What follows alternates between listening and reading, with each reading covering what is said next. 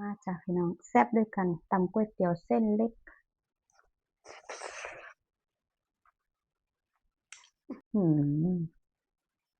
เส้นเหนียวนุ่มลูกชิ้น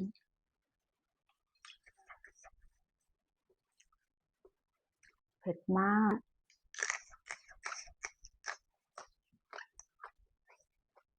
ใส่หมู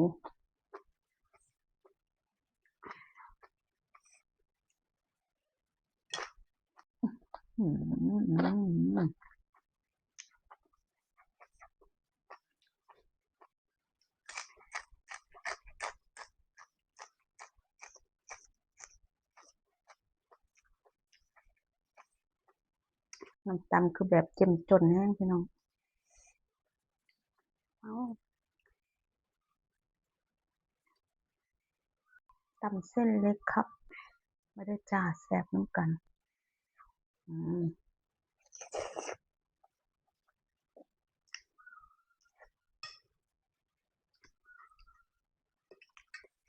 นัว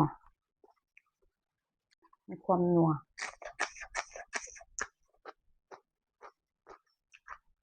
กรอบ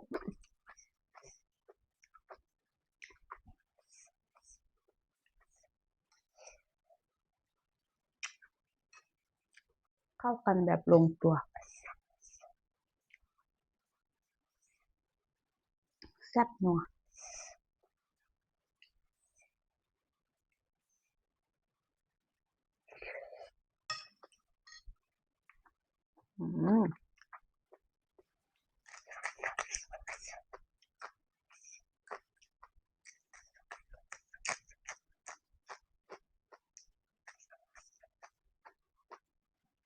กินกับผักบุ้งแห้งแซ่บ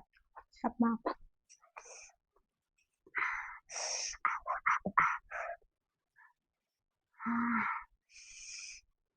แซ่บจริง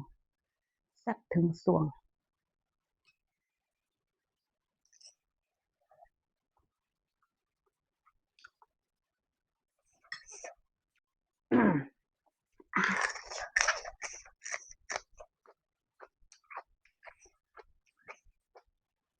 ไปจัดพี่น้องแซ่บ